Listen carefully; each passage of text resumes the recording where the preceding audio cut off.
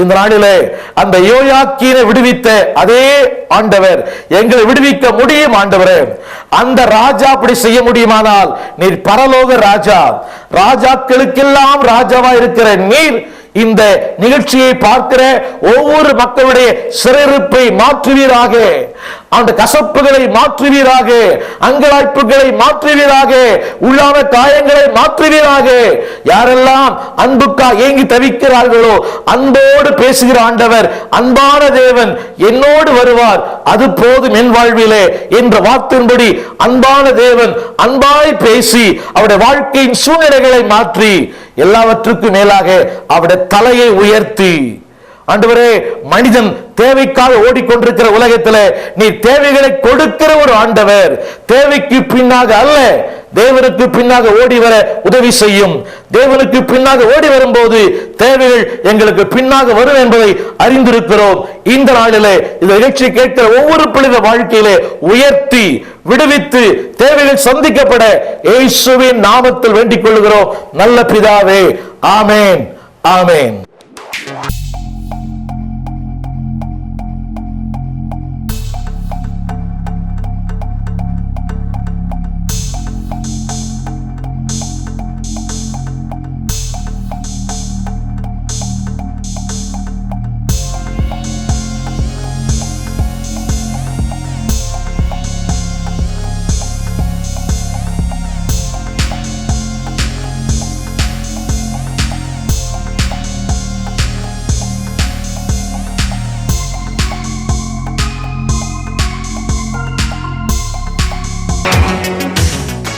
அன்பான தொலைக்காட்சி நேயர்களுக்கு ஆண்டவர் இயேசுவின் நாமத்தில் வாழ்த்துக்கள்.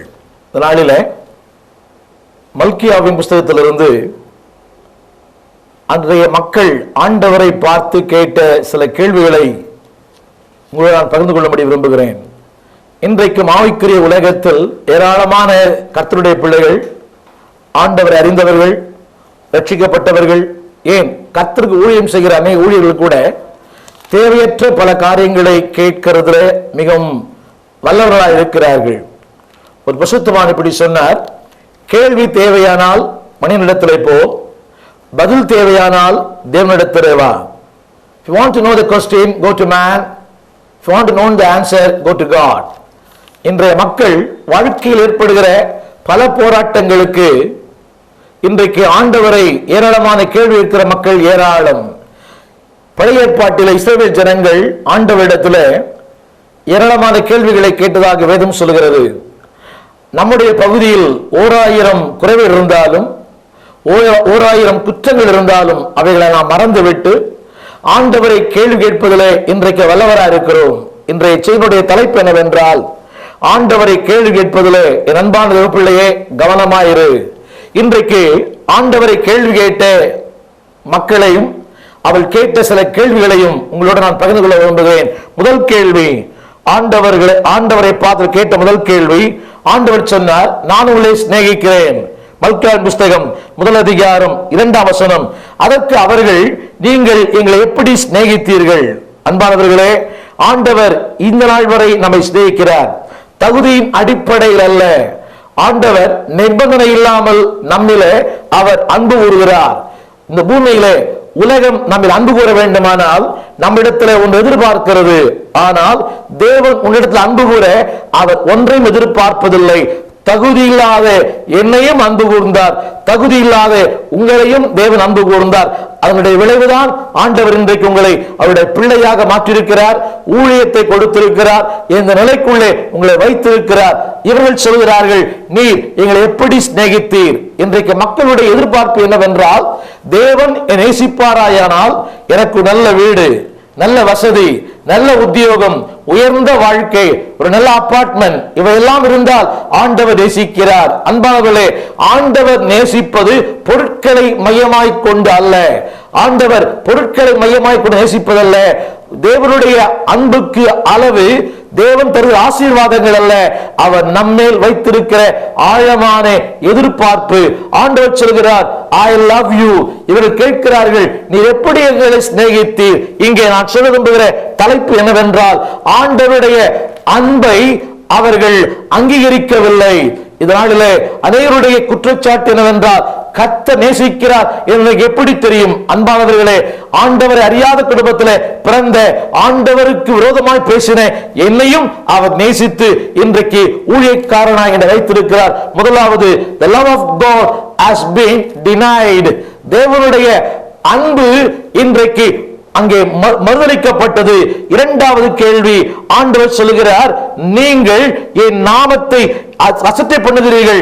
அதற்கு அவர் சொல்லுகிறார்கள், எதினாலே அசட்டை பண்ணுகிறோம்? இந்த வார்த்தை ஆசாரியர்களை பார்த்து ஆண்டவர் சொல்லுகிறார், நீங்கள் என் நாமத்தை, என்னுடைய பெயரை, என்னுடைய புகழை, என்னுடைய கிருபைகளை, நான் தந்த ஆசீர்வாதங்களை, நான் தந்த நேரங்களை, நான் தந்த வசதியை அசட்டை பண்ணுகிறாய். இரண்டாவது சொல்லுகிறேன், God's time has been despised.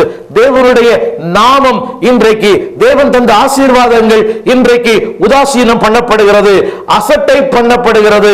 இன்றைக்கு அநேகர் ஆசீர்வதிக்கிற ஆண்டவரை அசட்டை செய்துவிட்டு ஆசீர்வாதங்களை இறுக பிடித்துக் கொண்டிருக்கிறார்கள். கர்த்தருடைய பிள்ளையே, ஆசீர்வாதம் நிரந்தரம் அல்ல, கர்த்தரே நிரந்தரம், அவரே நிரந்தரம். செல்வங்கள் நிரந்தரம் அல்ல, வாழ்வு நிரந்தரம் அல்ல, வசதி நிரந்தரம் அல்ல, தேவன் நிரந்தரம். மூன்றாவது, அவர் ஆண்டவர் சொல்கிறார், நீ என் பலிபீடத்தை அசுசிப்படுத்தி இருக்கிறாய். அதுக்கு அவர் கேட்கிற கேள்வி, எதினாலே அசுதிப்படுத்தினோம்? முதல் கேள்வி, எதினாலே நீர் என்னை நேசிக்கிறீர்? இரண்டாவது, எதினாலே நாங்கள் உம்மை அசட்டை பண்ணினோம்? மூன்றாவது கேள்வி, மல்கியாவின் புஸ்தகம் 1 அதிகாரம் 7 வசனத்திலே எதினாலே அசுசிப்படுத்தினோம்? இங்கே சொல்லப்படுகிற வார்த்தை டிஃபைல்டு. இன்றைக்கு திருவிருந்து எடுக்கிற, ஆண்டவருடைய பந்தியிலே பங்கு பெறுகிற இன்றைக்கு கர்த்தருடைய பிள்ளையே, நீ எடுக்கிற பந்தி பரிசுத்தமா எடுக்கிறாயா, பாத்திரமா எடுக்கிறாயா? இன்றைக்கு என்பதை ஆராய்ந்து பார். எத்தனை முறை தேவனுடைய பலிபீடத்தை, எத்தனை முறை தேவனுடைய திருவிருந்தை, எத்தனை முறை தேவன் தந்த ஆசீர்வாதங்களை திட்டுப்படுத்தி இருக்கிறாய். ஆண்டவர் உன்னை நம்பி மேலான ஒரு வாழ்க்கையை, மேலான ஒரு ஊழியத்தை, மேலான ஒரு வரத்தை கொடுத்திருக்கிறார்.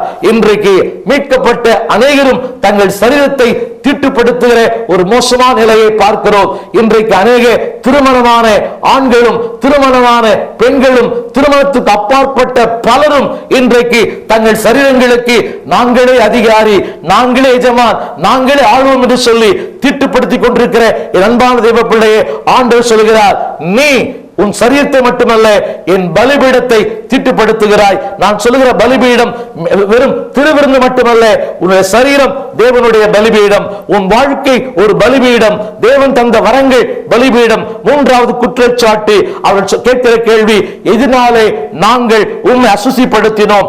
நான்காவது கேள்வி, ஆண்டவர் சொல்லுகிறார், நீங்கள் வார்த்தைகளாலே என்னை வருத்தப்படுத்தினீர்கள். அவர்கள் சொல்கிறார்கள், எதனாலே உம்மை வருத்தப்படுத்தினோம்? அன்பானவர்களே, ஆண்டவருடைய ஆதங்கம், முதலாவது சொன்னேன் denied, இரண்டாவது சொன்னேன் despised, மூன்றாவது defiled, நான்காவது decried.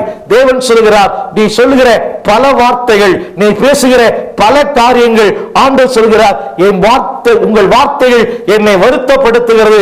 ஆங்கிலத்திலே ஆண்டவர் வார்த்தை சொல்கிறது, ஆண்டவர் குமருகிறாராம், ஆண்டவர் கதறுகிறாராம். இந்த நாளிலே அன்பான தேவ பிள்ளையே, எத்தனையோ முறை ஆண்டவரை வேதனைப்படுத்தி இருக்கிறாய் வார்த்தையினால், சிந்தையினால். இன்று அனைவரும் சொல்கிறார்கள், உலகத்திலே தீமை செய்கிறவர்கள் நன்றாய் இருக்கிறார்கள், நன்மை செய்கிறவர்கள் தீமை அனுபவிக்கிறார்கள். இன்றைக்கு அனைவருடைய குற்றச்சாட்டு, good people have bad things and bad people have good things. No, ஒரு நாளும் அல்ல.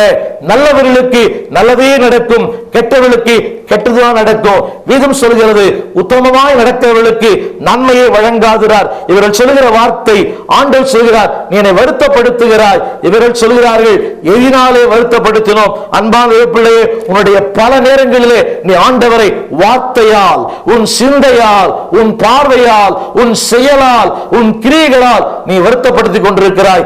ஐந்தாவது, அவள் கேட்கிற கேள்வி, ஆண்டவருடைய வாதம் என்னவென்றால் 3 அதிகாரம் 7 வசனத்திலே, நீங்கள் என்னிடத்திலே திரும்புங்கள் என்று சொல்கிறார். அவர்கள் சொல்கிறார்கள், நாங்கள் எந்த விஷயத்தில் திரும்ப வேண்டும்? அன்பான தேவ பிள்ளையே, தேவனுடைய அழைப்பை அவர்கள் இன்றைக்கு உதாசீனம் பண்ணுகிறார்கள், declined. இந்த வார்த்தைக்கு அர்த்தம் என்னவென்றால் தேவனுடைய அழைப்பை உதாசீனம் பண்ணி அங்கீகரிக்காமல் தேவனுடைய வார்த்தை சொல்கிறது நீங்கள் மனம் திரும்ப வேண்டும். கேட்கிற கேள்வி எதிலே நாங்கள் மனம் திரும்ப வேண்டும்? இன்றைக்கு இந்த நிகழ்ச்சியை பார்த்துக் கொண்டிருக்கிற அன்பான பிள்ளையே, நீ ஒருவேளை மனம் திரும்பி இருக்கலாம். இது கடந்த கால அனுபவம். ஆனால் இன்றைக்கு நீ மனம் திரும்ப வேண்டிய பல நிலைகள் உண்டு. There are some areas you have to be repent and reconcile with God. இன்றைக்கு நீ மனம் திரும்ப வேண்டிய பல கட்டங்கள் உண்டு. ஏன்? உன்னுடைய டிவி, அல்லாவிட்டால் உன்னுடைய பணம், உன்னுடைய காரியங்கள், அந்தரங்க காரியங்களை நீ மனம் திரும்ப வேண்டும். உலகம் ஒரு மனிதனை அரங்கத்திலே பார்க்கிறது, பரலோகம் ஒரு மனிதரை அந்தரங்கத்திலே பார்க்கிறது.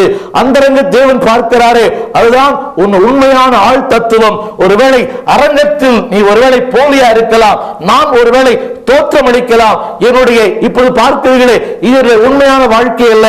அந்தரங்கத்தில் நான் யாரா இருக்கிறேனோ அதுதான் என்ற உண்மையான நிஜ வாழ்க்கை. ஆண்டவர் சொல்கிறார், நீங்கள் மனம் திரும்ப வேண்டும். இவர்கள் சொல்கிறார்கள், நாங்கள் எதிலே மனம் திரும்ப வேண்டும். இந்த நாளிலே என் வார்த்தை கேட்டுக்கொண்டிருக்கிற என் அன்பான பிள்ளையே, இந்த செய்திக்கு பிறகாக ஒரு சப்தம் உன் உள்ளத்திலே துவைத்துக் கொண்டிருக்கிறது. அதுதான் தேவ சப்தம். அந்த சப்தத்துக்கு நீ செவி கொடுக்க வேண்டும் என்று விரும்புகிறேன். தேவன் சொல்கிறார், நீ மனம் திரும்ப வேண்டும். இவர் கேட்கிறார், எந்த விஷயத்தில்? உண்மையா இது கேட்பாயானால் தேவன் எந்தெந்த பகுதியிலே நீ மனம் திரும்ப வேண்டும் என்று அவர் விரும்புகிறாரோ அந்த பகுதியிலே அவர் காண்பிப்பார். மனம் திரும்ப ஒப்புக்கொடு. இந்த நாளிலே ஆண்டவர் உன் வாழ்க்கையிலே ஒரு மிளைவேர்ந்த கனிவுள்ள ருசியுள்ள ஒரு மனுஷனாய் மாற்றும்படியாய் உன்னை பள்ளத்தாக்கின் அனுபவங்களில் நடத்துகிறார். நீ தனிமை அல்ல, உன் தேவன் உன்னோடு கூட இருக்கிறார். இதைத்தான் பக்தர்கள் சொல்கிறார்கள்.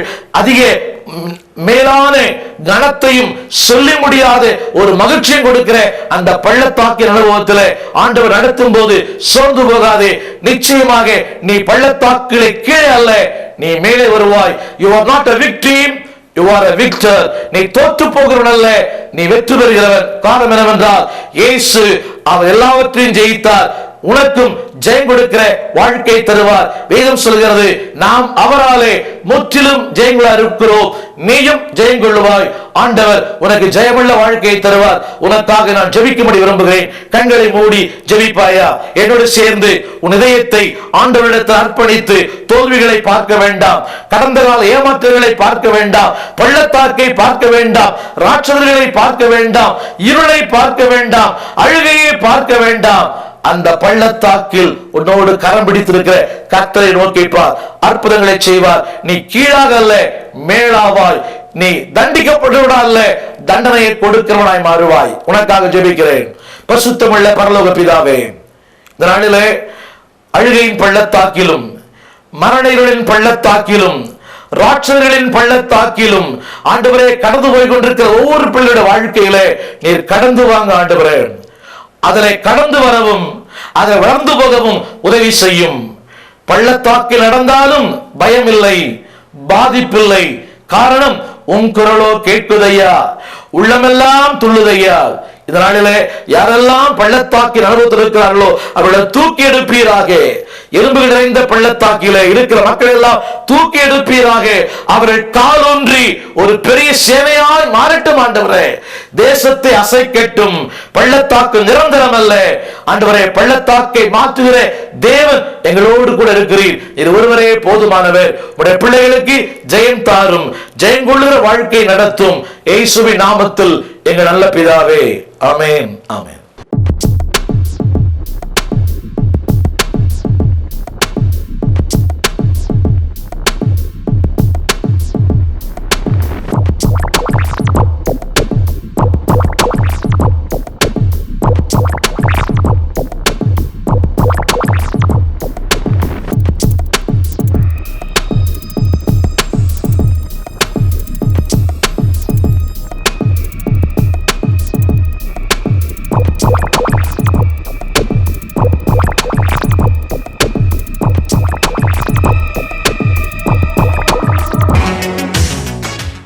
இயேசுவின் நாமத்தில் தொலைக்காட்சி நேயர்கள் யாவருக்கும் என் அன்பின் வாழ்த்துக்கள். உங்களுடைய தொலைபேசி அழைப்புகளுக்காகவும் உங்களுடைய கடிதங்களுக்காகவும் நன்றி சொல்லுகிறோம். தொடர்ந்து இந்த ஊழியத்தை நீங்கள் ஜெபத்திலே தாங்கும்படி அன்பாக கேட்டுக்கொள்கிறேன். இந்த நிகழ்ச்சிகள் தொடர்ந்து வெளிவரும்படியாக உங்களுடைய ஒத்துழைப்பையும் ஒத்தாசையும் நாடுகிறோம். ஆண்டவர் இயேசுவின் நாமத்தில் இந்த காலை வேளையிலே தேவனுடைய வார்த்தையிலிருந்து பிலமோன் எழுதிய நிருபத்திலிருந்து சில வார்த்தைகளை உங்களுடன் நான் பேசும்படி விரும்புகிறேன். நல்லதொரு குடும்பம் பல்கலைக்கழகம். இந்த நாளிலே என்னுடைய செய்தி ஒரு குடும்பத்தை மையமாய் கொண்டது. இன்றைய கிறிஸ்தவ குடும்பங்களிலே வேதனையான ஒரு காரியம், முழு குடும்பமாய் கர்த்தரை ஆராதிக்கிற மக்கள் மிக குறைவு. ஒரு சில குடும்பங்களிலே கணவன் ஒரு ஆலயம், மனைவி இன்னொரு ஆலயம், பிள்ளைகள் வேறொரு ஆலயம். சில குடும்பங்களிலே கணவன் மட்டும் ஆலயத்திற்கு வருவார், மனைவி வருவதில்லை. சில குடும்பங்களிலே மனைவி ஆலயத்துக்கு வருவார்கள், கணவன் ஆலயத்துக்கு வருவதில்லை. சில குடும்பங்களிலே பிள்ளைகள் வருவார்கள், பெற்றோர் வருவதில்லை. இப்படி மாறி வருகிற இந்த காலகட்டத்தில் திருமறையிலிருந்து ஒரு நல்ல ஒரு குடும்பத்தை நான் உங்களுக்கு முன்பாக வைக்கும்படி விரும்புகிறேன். இந்த குடும்பம் பிலமோன் நிருபத்தில் இருக்கிற 1ஆம் அதிகாரத்தில் இருக்கிறதான ஒரு குடும்பம். இந்த குடும்பத்தை குறித்த ஒரு விளக்கத்தை முதல் வசனத்தில் நான் வாசிக்கிறேன். எனக்கு பிரியமுள்ளவனும் என் உடன்வேளையுமா இருக்கிற பிலமோன். 2ஆம் வசனத்தில் பிரியமுள்ள அப்பியாள். 3ஆம் அதே வசனத்தில் என்னோட உடன் போர்ச்சவனாகிய அர்க்கிப்பு. இங்கே ஒரு குடும்பத்தை குறித்து திருமறை விளக்குகிறது. அந்த குடும்பத்தின் தலைவன் மிஸ்டர் பிலமோன், அந்த குடும்பத்தினுடைய தலைவி திருமதி அப்பியாள், அந்த குடும்பத்தில் இருக்கிற மகனுடைய பெயர் அர்க்கிப்பு. இந்த 3 பேரை குறித்துத்தான் இந்த பிலமோன் நிருபத்தில் பவுலடிகளார் விவரிக்கிறார். இந்த நாளிலே இந்த 3 கதாபாத்திரங்களை சொல்லி இந்த 3 கதாபாத்திரங்களின் மூலமாக இன்றைய குடும்பங்கள் எப்படி வாழ வேண்டும் என்பதை குறித்து உங்களுடன் பேச விரும்புகிறேன். அன்பானவர்களே, இந்த பிலமோனை குறித்து திருமறை சொல்லும் போது அவன் எங்களுக்கு பிரியமுள்ளவன் என்று வேதம் அவனை பற்றி சொல்லுகிறது. எத்தனை அருமையான ஒரு கர்த்தருடைய வார்த்தை பாருங்கள். ஒரு குடும்பத்தில் கணவன், மனைவி, மகன் 3 பேரும் கர்த்தரை ஆராதிக்கிறது ஒரு மேன்மையான வாழ்க்கை. அன்பானவர்களே, இந்த உலகத்தில் பணம் இருக்கலாம், வசதிகள் இருக்கலாம், அடிப்படை தேவை சந்திக்கப்படலாம், அதல்ல முக்கியம். ஆனால் குடும்பமாய் கர்த்தரை ஆராதிக்கிறது வாழ்க்கையில கிடைத்த மாபெரும் ஸ்லாக்கியம். இந்த செய்தியை கேட்டுக்கொண்டிருக்கிற என் அன்பான சகோதரியே, என் அன்பான சகோதரனே, என் அன்பான வாலிப பிள்ளையே, நீங்கள் குடும்பமாய் கர்த்தரை ஆராதிக்கிறீர்களா? குடும்பமாய் குடும்ப ஜெபத்திலே நீங்கள் ஜெபிக்கிறீர்களா? குடும்பமாய் வேதம் வாசிக்கிறீர்களா? இந்த நாளிலே குடும்பமாய் ஜெபிக்கிற மக்கள் மிக குறைவு. கணவன் தனியா ஜெபிக்கிறார், மனைவி தனியே ஜெபிக்கிறார்கள், பிள்ளைகள் தனித்தனியே ஜெபிக்கிறார்கள். அது சரியான ஒரு ஆரோக்கியமான குடும்ப வாழ்க்கை அல்ல. இந்த நாளிலே இந்த குடும்பத்தை குறித்த ஒரு 3 குறிப்புகளை சொல்லும்படி விரும்புகிறேன். இவர்கள் தேவனுக்கு பிரியமானவர்கள்.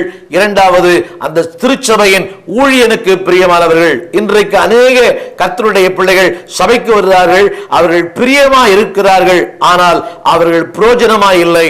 இங்கே திருமறை இவர்களை பற்றி சொல்லும் போது இவர்கள் பிரியமுள்ளவர்களாய் இருந்தார்கள், அதே வேளையிலே பிரயோஜனமானவர்களாய் இருந்தார்கள். இந்த நாளிலே என்னுடைய முதல் குறிப்பு, இந்த குடும்பம் ஒரு அர்ப்பணிக்கப்பட்ட குடும்பம். It is a committed family. கணவன், மனைவி, பிள்ளை 3 கர்த்தருக்கென்று தங்களை அர்ப்பணித்திருந்தார்கள். அதை குறித்து அவருடைய மகனை குறித்து கொலேசியர் புஸ்தகம் 4ஆம் அதிகாரம் 17ஆம் வசனத்தில் சொல்லும் போது, நீ அவனிடத்தில் கொடுக்கப்பட்ட ஊழியத்தை நிறைவேற்று என்று சொல்லி அர்க்கிப்பை கண்டு நீ கர்த்தரிடத்தில் பெற்ற ஊழியத்தை நிறைவேற்றும்படி கவனமாய் இருப்பாயாக என்று சொல் என்று பவுலடியான் அங்கே அர்க்கிப்பை குறித்து எழுதுகிறார். அப்படியானால் இந்த மகனும் தேவனுடைய ஊழியத்தில் தன்னை ஈடுபடுத்தி கொண்ட ஒருவன். அது மட்டுமல்ல அன்பானவர்களே, இவர்கள் வசதி படைத்தவர்களாய் இருந்தாலும் இந்த வீட்டிலே வேதம் சொல்கிறது, அந்த உம்முடைய வீட்டிலே கூடி வருகிற சபை என்று எழுதப்பட்டிருக்கிறது. அப்படியானால் இந்த வீட்டிலே அன்பானவர்களே தேவனுடைய வார்த்தை போதிக்கப்பட்டது, தேவனுடைய அந்த மக்களுக்கு வசனம் போதிக்கப்பட்டது. இந்த வீடே ஒரு ஜெப வீடாய் மாறிற்று. என் செய்தியை கேட்கிற அன்பான தகப்பனே, உங்கள் வீடு ஜெபத்துக்கு திறந்து கொடுக்கப்படுகிறதா? இன்றைக்கு அநேக மக்கள் தங்கள் வீடுகளை ஜெபத்துக்கு திறந்து கொடுப்பதில்லை. காரணம், அவள் சொல்கிற பல விளக்கங்கள். முதலாவது காரணம், அவருடைய பிரைவசி பாதிக்கப்படுகிறது, அளவிட்டால் அவருடைய தேவை, அவருடைய காரியங்கள் பாதிக்கப்படுகிறது சொல்கிறார்கள். அன்பானவர்களே, இந்த நாளிலே இந்த செய்தி கேட்கிற விசுவாசியே, தகப்பனே, தாயே, உன் வீட்டை கர்த்தருடைய ஊழியத்திற்காக திறந்து கொடு. இந்த முழு குடும்பமும் தேவனுக்கென்று அர்ப்பணிக்கப்பட்ட குடும்பம். இரண்டாவதாக, இந்த குடும்பம் ஊழியர்களையும் தேவ ஜனங்களையும் அரவணைக்கும் குடும்பம். 4ஆம் வசனத்திலே எழுதப்பட்டிருக்கிறது, பரிசுத்தவான்களிடத்திலே உம்முடைய அன்பையும் உம்முடைய விசுவாசத்தையும் நான் கேள்விப்பட்டது மட்டுமல்ல, பரிசுத்தவான்களின் உள்ளங்களை நீ இளைப்பாற பண்ணுகிறாய். எத்தனை அருமையான ஒரு வார்த்தை பாருங்கள் அன்பானவர்களே. பரிசுத்தவான்களுடைய உள்ளங்களை இளைப்பாற பண்ணுகிற is a place of refreshment to the God's servants. அன்பான ஊழியர்களே, அன்பான விசுவாசியே, உன்னுடைய வீடு பரிசுத்தவான்களுக்கு உள்ளங்களை இளைப்பாற பண்ணுகிற ஒரு வீடா இருக்கிறதா? சூனியமேலை குறித்து வேதம் சொல்கிறது, தேவனுடைய ஊழியர்கள் அந்த இடத்துல வந்து இளைப்பாரி அவர்கள் போனார் என்று எழுதப்பட்டிருக்கிறது. இந்த நாளிலே இந்த உன்னுடைய வீடு பரிசுத்தவான்கள் தங்குகிற இளைப்பாறுகிற ஒரு வீடா இருக்கிறதா? இந்த வசனத்திற்கு நான் கொடுக்கிற தலைப்பு என்னவென்றால், அர்ப்பணிக்கப்பட்ட குடும்பம். இரண்டாவது, ஊழியர்களை அரவணைக்கும் குடும்பம். ஆம், இன்றைக்கு அநேக திருச்சபை மக்கள் ஊழியர்களை அரவணைக்கிற ஊழியர்கள் விசுவாசிகள் மிக குறைவு. இன்றைய திருச்சபையில 190 பேர் பார்வையாளர்களா இருக்கிறார்கள், பங்குதாரர்களா இல்லை. ஒரு பரிசுத்தவான் சொன்னார், ஞாயிற்றுக்கிழமை காலை ஆராதனைக்கு வருகிறவர்கள் பார்வையாளர்கள், எவன் ஒருவன் ஜெப நேரத்துக்கு ஜெபத்திற்கு போகிறானோ அவன்தான் பங்குதாரன். There are so many spectators, there are only few partakers in the church of God. இன்றைய திருச்சபையிலே பார்வையாளர்கள் அதிகம், ஆனால் பங்குதாரர்கள் குறைவு.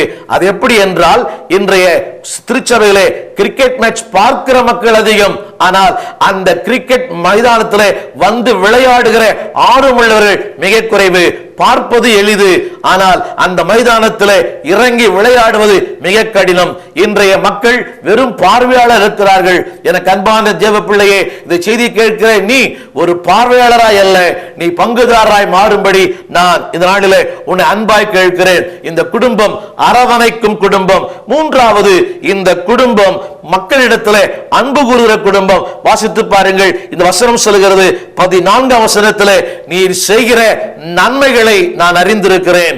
அன்பானவர்களே, இந்த குடும்பம் ஒரு தேவனுடைய பிள்ளைகளுக்கு, தேவனுடைய ஊழியர்களுக்கு, தேவனுடைய மிஷனரிகளுக்கு, தேவனுடைய ஸ்தானாதிபதிகளுக்கு நன்மை செய்கிற ஒரு குடும்பம். அன்பானவரே, இன்றைக்கு பாடலாம், ஆடலாம், துதிக்கலாம், சபைகளுக்கு செல்லலாம், ஆனால் திருச்சபையிலே நன்மை செய்கிற மக்கள் மிக குறைவு. தான் உண்டு, தன்னுடைய குடும்பம் உண்டு என்று சொல்கிற மக்கள் மத்தியிலே இன்றைய ஜெபங்கள் கூட பாருங்கள், என்னை ஆசீர்வதியும், என் மனைவி ஆசீர்வதியும், என் பிள்ளை ஆசீர்வதியும். ஆமேன். ஜெபங்கள் எல்லாம் 4 சுவர்களுக்குள் இருக்கிறது. எனக்கு அன்பானவரே, உங்களுடைய ஜெபங்கள் மிஷனரிகளுக்காக, ஊழியர்களுக்காக, தேவனுடைய திராட்சை தோட்டத்திலே பணிவிடை செய்கிற பணிவிடைக்காரர்களுக்காக, இதை போன்ற தொலைக்காட்சி ஊழியங்களுக்காக ஜெபிக்கும்படி உங்களை அன்பாய் கேட்கிறேன். இந்த குடும்பம் அரவணைக்கு குடும்பம் மட்டுமல்ல, அன்பு கூறுகிற ஒரு குடும்பம், ஊழியர்களை ஏற்றுக்கொள்ளுகிற ஒரு குடும்பம். அதை விட மேலாக ஒரு வார்த்தை சொல்லப்பட்டிருக்கிறது 21ஆம் வசனத்திலே, நான் சொல்லுவதிலும் நீர் அதிகமாய் செய்வீர் என்று நான் நம்புகிறேன். ஒரு ஊழியன் ஒரு வார்த்தை சொன்னால் இந்த பிலமோனுடைய குடும்பம் அதிகமாய் செய்யுமா? இன்றைக்கு திருச்சபையிலே எத்தனை திருச்சபைகளை நாம் பார்க்கிறோம். இன்றைக்கு அந்த போதகரே பாய் போடுகிறார், போதகரே எல்லா வேலையும் செய்கிறார், போதகரே எல்லாவற்றையும் காரியங்களை செய்து அவரை கடைசியாக அந்த ஆலயத்தை பூட்டுகிற ஒரு அவல நிலையை இன்றைக்கு நான் பார்க்கிறேன். அன்பான விசுவாசியே, இந்த தொலைக்காட்சி நிகழ்ச்சியை பார்க்கிற என் அன்பான தெய்வ பிள்ளையே, இனி முதலாவது நீ சபையிலே உன் ஊழியனுக்கு உதவியாக, உன் ஊழியனுக்கு அதாவது அவரை தாங்குகிற ஒரு ஊரை போல, ஒரு ஆரோனை போல நீ மாற வேண்டும் என்று நான் விரும்புகிறேன். இந்த வசனம் சொல்லுகிறது, தேவனுடைய ஊழியருக்கு இறங்குகிற ஒரு குடும்பம், அதே வேளையிலே இணக்கம் பாராட்டுகிற ஒரு குடும்பம். They are so flexible to the servant of God. இன்றைய நாளிலே தேவனுடைய வார்த்தை கேட்கிற என் அன்பான தேவ பிள்ளையே, இந்த குடும்பம் அரவணைக்கும் குடும்பம், அது மட்டுமல்ல அன்பு கூறும் குடும்பம். கடைசியாக சொல்ல விரும்புகிறேன், இந்த குடும்பம் ஆசீர்வாதமான குடும்பம். யாருக்கு ஆசீர்வாதம்? அங்கே சொல்லுகிறார், பாருங்கள், எப்பப்ராவு, மார்க்கு, அரிஸ்தர்க்கு, தேமா, லூக்கா இவர்கள் எல்லாரும் உங்களுக்கு வாழ்த்துகள் சொல்கிறார்கள். இத்தனை தேவ ஊழியர்கள் அந்த குடும்பத்தை வாழ்த்துகிறார்கள் சொன்னால் இந்த குடும்பம் எந்த அளவுக்கு அன்பானவர்களே அந்த ஊழியர்களுக்கு ஆசீர்வாதமாக இருந்திருக்கும் என்று நீங்கள் சற்று சிந்தித்து பார்க்க அன்பாய் கேட்கிறேன். தாங்கள் ஆஸ்வதிக்கப்பட்டது மட்டுமல்ல, மற்றவர்களை இந்த குடும்பம் ஆஸ்வதிக்கப்பட்டது. இந்த நிகழ்ச்சியை கேட்டுக்கொண்டிருக்கிற அன்பானவர்களே, கர்த்தர் உங்களை ஆசீர்வதித்திருக்கிறார். நல்ல வீடு, நல்ல மனைவி, நல்ல பிள்ளை, நல்ல குடும்பம், நல்ல வசதி, நல்ல உத்தியோகம், இவை எல்லாவற்றையும் தேவன் தந்தது உனக்காக அல்ல. உன் மூலமாக உன் திருச்சபை, உன் மூலமாக உன்னுடைய ஊழியன், உன் மூலமாக இந்த தேசத்தினுடைய ஊழியங்கள் பரம்பி பலன் தர வேண்டும். நீ உன்னுடைய வசதிக்காகவே, உன்னுடைய சுய லாபங்களுக்காக தேவனுடைய ஆசீர்வாதங்களை நீ சொந்தம் பாராட்டுவாயானால் நீ ரட்சிக்கப்பட்டதற்குரிய அர்த்தமே இல்லை. இந்த நாளிலே எனக்கு அன்பான குடும்ப தலைவனே, குடும்ப தலைவியே, உன் குடும்பம் ஒரு பிலமோன் குடும்பத்தை போல, திருமதி பிலமோனை போல, அங்கிருக்கிற அர்க்கிப்பை போல குடும்பமாய் சேவை செய்ய உங்களுக்காக நான் ஜெபிக்க விரும்புகிறேன். என்னை இந்த கேட்டுக்கொண்டிருக்கிற என் குடும்பத்திற்கு அத்தனை பேரும் என்னோடு ஜெபிக்க உங்களை தாழ்மையை கேட்டுக்கொள்கிறேன். தலைகளை வணங்கி கண்களை மூடி ஜெபிப்போம். வானத்தையும் பூமியும் படைத்த சர்வ வல்லமுள்ள தேவனே, குடும்பங்களை கட்டுகிறவர் நீர், குடும்பங்களை ஏற்படுத்துகிறவர் நீர், குடும்பங்களின் நாயகன் நீர். ஆண்டவரே தகப்பனே, இந்த நாளிலே இந்த நிகழ்ச்சி கேட்கிற ஒவ்வொரு குடும்பங்களும் ஒரு பிலமோன் குடும்பத்தை போல ஆண்டவரே குடும்பமாய் சேவை செய்ய, அன்பு கூற, ஆண்டவர் அரவணைக்க, மக்களுக்கு ஆசீர்வாதமாய் இருக்க அர்ப்பணிக்கப்பட்ட குடும்பங்களாய் மாறட்டும் ஐயா. தேவனுக்கு அர்ப்பணிப்பு, ஊழியனுக்கு அர்ப்பணிப்பு, ஆண்டவரே தங்களுடைய திறமைகளுக்கு அர்ப்பணிப்பு, தேவன் தந்த ஆசீர்வாதங்களுக்கு தன் அர்ப்பணித்து குடும்பமாய் ஊழியம் செய்ய எங்களுடைய ஒவ்வொரு குடும்பங்களும் ஆண்டவரே இந்த இப்படிப்பட்ட குடும்பங்களாய் மாற ஜெபிக்கிறோம். குடும்பமாய் சேவை செய்து குடும்பமாய் ஆராதிக்க உம்முடைய பரலோக ஆண்டவரே அபிஷேகத்தை தாங்க ஆண்டவரே ஆசீர்வதியும், நன்மைகளால் நிரப்பும். இந்த நிகழ்ச்சியின் மூலமாக மக்களுடைய வாழ்க்கை மாறட்டும் ஆண்டவரே. இனிமேலாகிலும் ஆண்டவரே தகப்பன் ஒரு சபை, தாய் ஒரு சபை, பிள்ளைகள் ஒரு சபை இல்லாதபடி குடும்பமாய் ஒரே சபைக்கு செல்ல உதவி செய்யும். இயேசுவின் நாமத்தில் எங்கள் நல்ல பிதாவே, ஆமேன், ஆமேன்.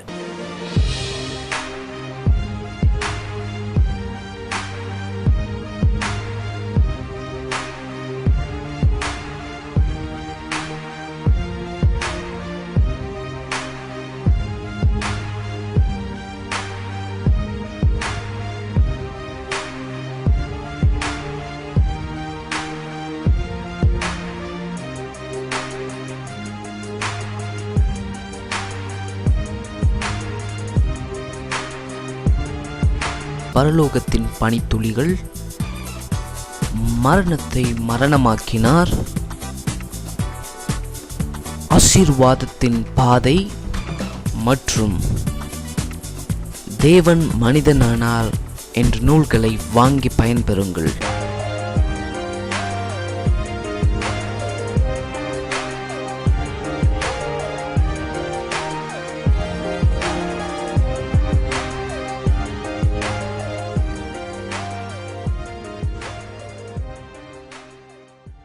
எங்கள் விலாசம்: போதகர் ஸ்டீஃபன் தேவகுமார், திறந்த வாசல் சபை, 65 பரமானந்த முதலி தெரு, 7 கிணறு, சென்னை 600001.